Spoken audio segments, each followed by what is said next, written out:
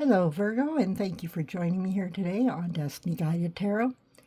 This is going to be a general reading for Sun, Moon, Rising, and Venus. As a general, of course, it can't resonate for everyone, so just take what does fit and throw the rest away. You can also watch your other placements. Sometimes they are more accurate. If you're not sure what they are, you can find out for free at Cafe Astrology, and I've linked that down below in the description box for you. So let's get started. This is going to be for Virgo, Sun, Moon, Rising, and Venus for January, beginning with the first week. Messages, please, for Virgo, Sun, Moon, Rising, and Venus.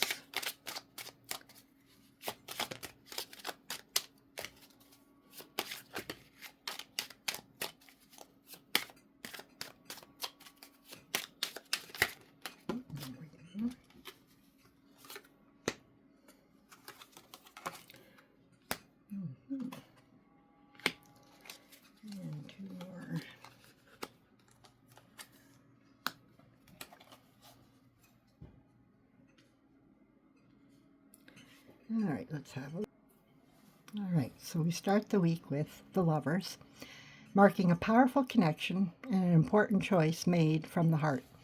This could be a romantic bond, a creative partnership, or a crossroads where you choose alignment over convenience. Let me get my mouth going right.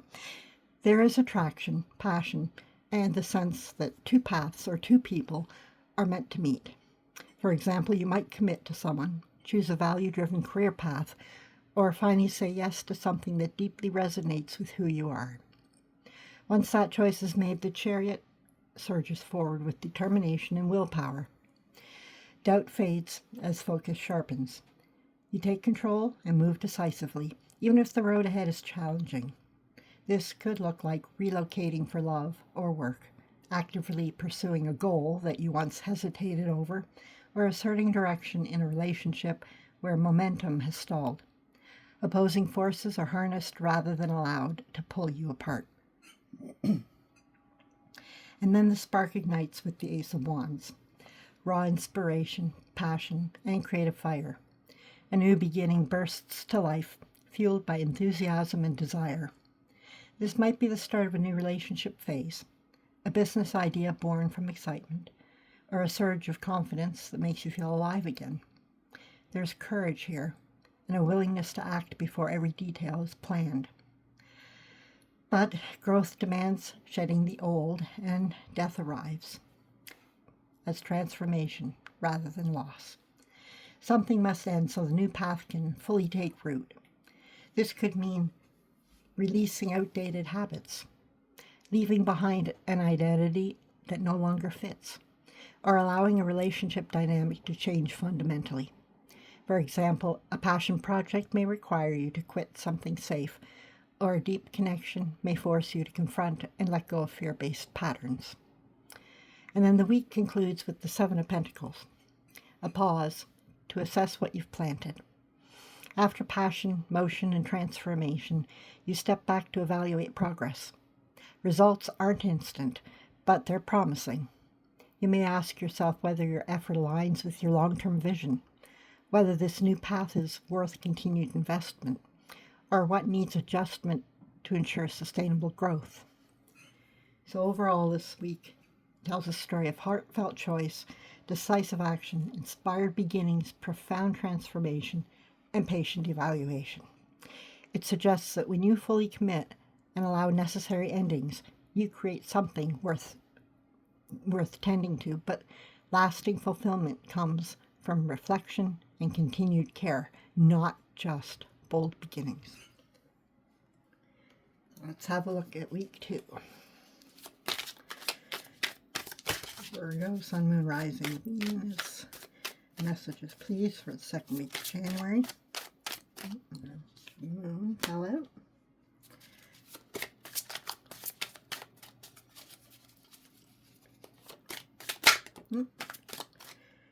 Knight of Swords.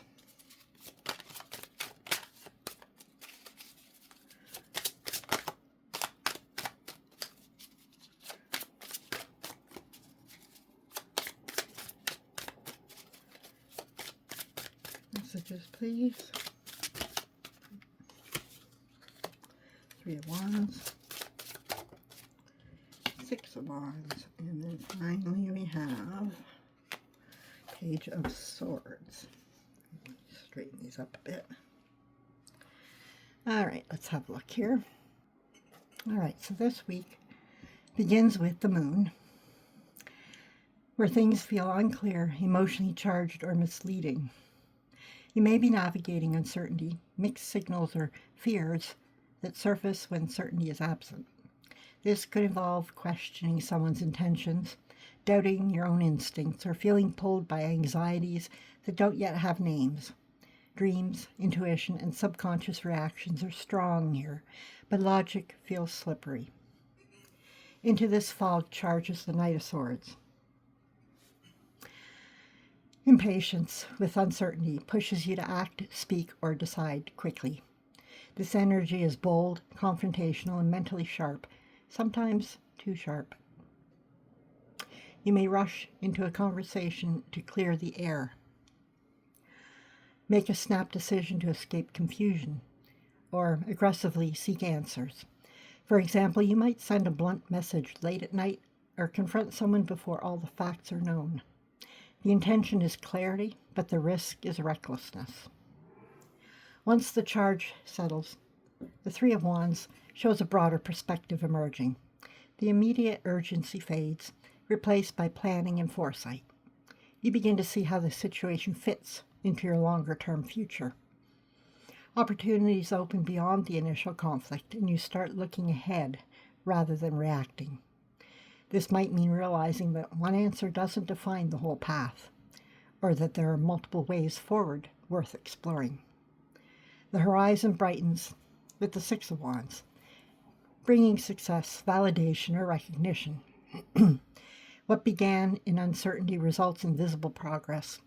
Others may acknowledge your courage, your honesty, or your initiative. This could be a public win, a personal breakthrough, or simply the confidence that comes from surviving confusion and coming out stronger. For instance, speaking up may earn respect, or taking decisive action may restore your sense of direction. And then the week closes with the Page of Swords, signaling a fresh, lighter mental state. You're no longer driven by fear or urgency, but by curiosity and openness instead. Questions are asked with genuine interest rather than defensiveness. You may gather new information, have thoughtful conversations, or stay alert to learning opportunities. This suggests that clarity doesn't end inquiry, it begins it. So overall, the week tells a story of moving through uncertainty by confronting it head-on, gaining perspective, achieving confidence, then returning to a learner's mindset. It suggests that while bold action can cut through fear, lasting wisdom comes from staying curious, flexible, and willing to keep listening, even after success. So let's have a look at week 3 and see what comes out there. So again, this is for Virgo, Sun, Moon, Rising, and Venus for the 3rd week of January. Messages, please. Begin with the Star.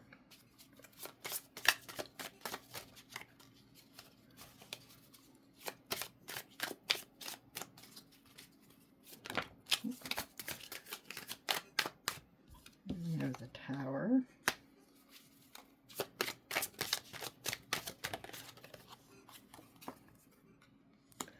Five of Wands. 2 more, please.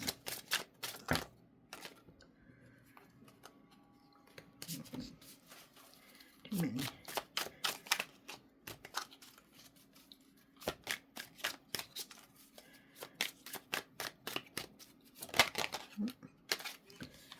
Strength, and finally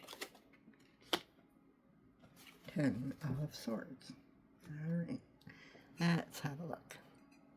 So, this week begins with the Star. It's a card of hope, healing, and inspiration. You may feel a sense of guidance or optimism, as if the universe is offering reassurance after a struggle. This could manifest as emotional renewal, a creative spark, or a renewed sense of faith in your path. For example, You might feel confident in a relationship, excited about a new project, or inspired to make a long-awaited life change. Suddenly, the calm is interrupted by the Tower, representing sudden upheaval or revelation. Stability is shaken, old structures collapse, and what felt secure is no longer reliable. This could look like a sudden breakup, an unexpected job loss, or a revelation that forces you to confront truths that you've avoided. Though shocking, the Tower clears space for transformation. Sometimes the destruction itself is a necessary step. The upheaval brings friction, illustrated by the Five of Wands. Conflicts arise internally, externally, or both, as you navigate competition, disagreement, or chaotic energy. For example, tensions at work may intensify. Friends or colleagues may clash over differing ideas, or inner doubts and conflicting desires may pull you in multiple directions. While challenging, these conflicts push you to develop strategy, adaptability, and resilience. Amid this chaos, strength reminds you of the power of patience, compassion, and inner fortitude. Rather than responding with force, you are called to act with courage, self-control, and empathy. For instance, you may manage a difficult conversation calmly, persevere through a demanding situation, or confront fear or self-doubt with confidence. Strength teaches that true power often lies in gentle persistence rather than aggression. And then the week concludes with the Ten of Swords. Painful but definitive ending. Something reaches its ultimate conclusion, signaling the need to release what no longer serves you. Though it may feel heavy or final, this ending is also the gateway to a new beginning. For example, a relationship may truly end, a long-term project may be abandoned, or a phase of life may close, creating space for renewal and growth. So overall, the week tells a story of hope disrupted by upheaval, tested by conflict, tempered by courage, and culminating in a necessary ending.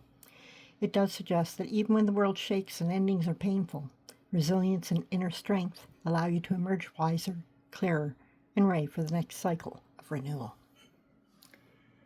All right, let's have a look at the last week, shall we? This is Virgo, Sun and Rising, and Venus for the final week of January. And that one wants to come out.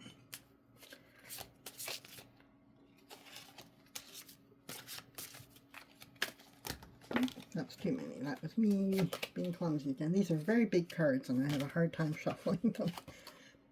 But I really like them. They're absolutely beautiful. So we begin with the Lady of the Lake. Let's see if we can do the rest of this without me throwing them everywhere.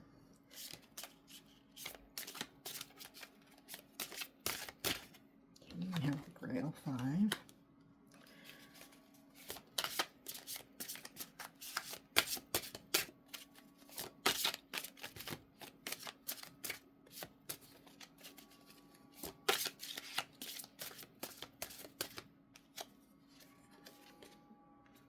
Spear 6.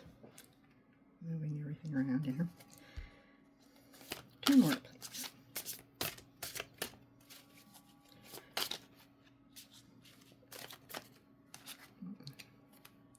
They're trying to jump out at me. There we go. Spear Maiden, and 1 more, please.